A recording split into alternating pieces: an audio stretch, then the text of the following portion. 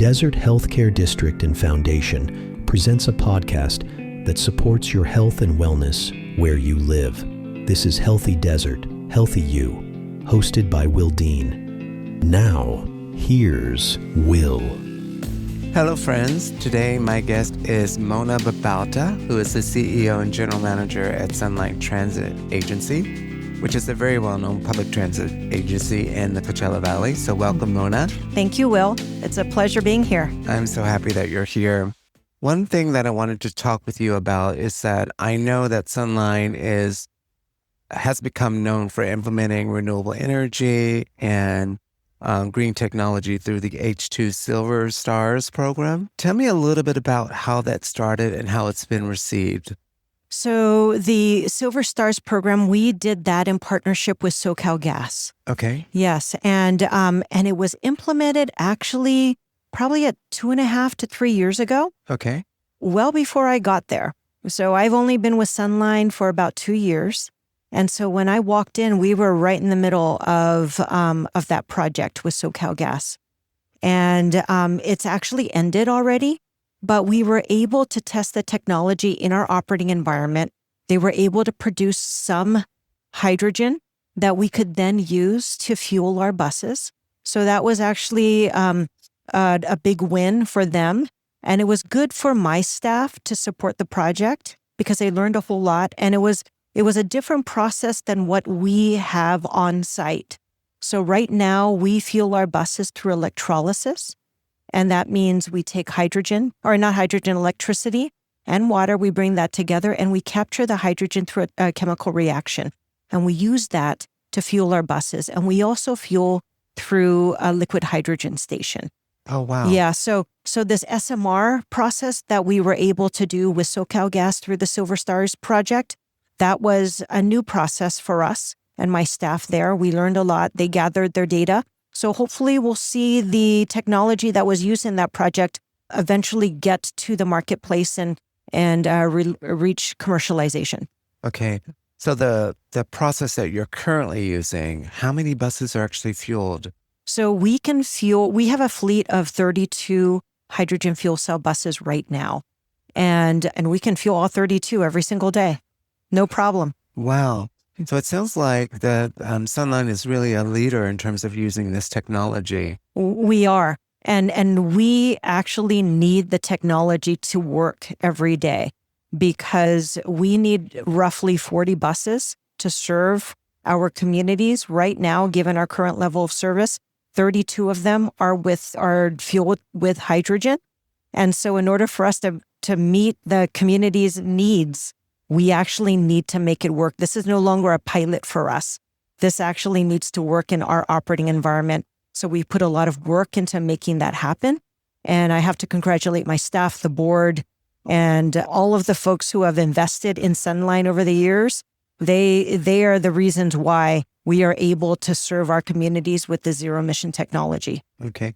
Why do you think other transit agencies aren't using this technology? What enables you to be able to do it? Well, we've been doing it for over 20 years already, so we've learned a lot. There's a lot of knowledge, a lot of skills we've gained over the years. This is still developing technology as well. The OEMs don't know everything, so they put that technology in our operating environment and we're learning together. So it actually takes a lot of effort, a lot of manpower, a lot of money. The state, I have to thank the state. They have done a fantastic job of helping us through funding incentives. That's how we can fund a lot of this work that we're doing right now. And so anyhow, so all of that combined, I mean, has really helped us move this technology forward and move us to a greener future that will help our environment here. Right. I was going to ask you to speak to, with all of the effort that's required, why do it? Yeah, so it's hard. It's, very costly. And those are probably the two main factors in why you're not seeing hydrogen fuel cell technology everywhere. A lot of people are looking to Sunline for lessons learned, and we are happy to share everything that we're learning with everyone else because we do want folks to enter the marketplace. That's how we bring the cost down. And that's important for us for making sure that this technology is sustainable. Any other green technology or renewable energy trends that you're seeing in public transit that maybe you would want to bring to Sunline? Yeah, so one other thing that we're working on right now is we are starting design and engineering for a microgrid. So we were lucky to receive some funding through the state, through the California Energy Commission, and we've also received an earmark, a congressional earmark from Congressman Ruiz. And so with all of that, we were able to move the project forward to design and engineering, and we're hoping we'll get some funding soon to actually start construction. And that will help with offsetting the power draw from the grid that we need to power our infrastructure. Great. An argument could be made that by definition, public transit really contributes to environmental protection because ideally you're replacing the number of cars on the road. People use public transit. How do you encourage that in a state like California that has such an intense car culture?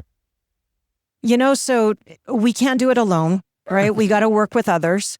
And we want to make sure that we're communicating closely with the communities that we serve, not only in terms of trying to understand what their mobility needs are, but we also want to make sure that they're building infrastructure in a way that's transit friendly so that we can provide safe service. And then also the way that cities develop, how the county develops, that's important for trying to encourage people to take public transit, right? The longer people need to travel, the harder it is to move them away from wanting to travel in a car. Right. So to the extent that we can rethink how we build our city centers, where we put schools, where we put hospitals, where we put houses, if we can start to bring things closer to transit, that could help change people's behaviors and help them be more friendly to alternative transportation like public transit. Right. So last question, considering that so much of our growth in the Coachella Valley is happening in the eastern part of the valley, Coachella and beyond, are you adding routes? Are you adding buses to accommodate that? Yeah, so we have plans to expand service to North Indio. And I am excited for all of the work that Indio and Coachella are doing right now. I mean, I love going to downtown Coachella. I love going to downtown Indio. I'm excited for all of the new businesses that are opening down there. And I know the rail line, CV Rail, eventually there's plans for rail here in the Coachella Valley. And they're thinking about that already. And when people think about rail, I mean, they're thinking about public transit. And rail only goes so far. At some point, someone's getting off a train and they need to get into another mode to get to where they need to go. And we're excited to partner with everyone, all the stakeholders involved, to make sure that there's good mobility in the East Valley, to make sure that there's the right infrastructure to support an increased use of public transit. I love that. Any last thoughts for our listeners? I just want to encourage people to take the bus. Students, I mentioned this in the last panel session that I was in at the Healthy Desert, Healthy You Summit. Yes. I told folks, hey, you know what? If you are a high school student, if you're a college student, you can take transit for free of charge anywhere in the valley. So I want to encourage all of our students. They're our future. And to the extent that we see them on our public transit system, I think that's a win for the valley. And then also I want to encourage folks to advocate for renewable energy, advocate for clean air technology, because the more people say that this is important to them, the more our policymakers will listen and we will see investments in this kind of technology moving forward. That only helps our environment and our climate.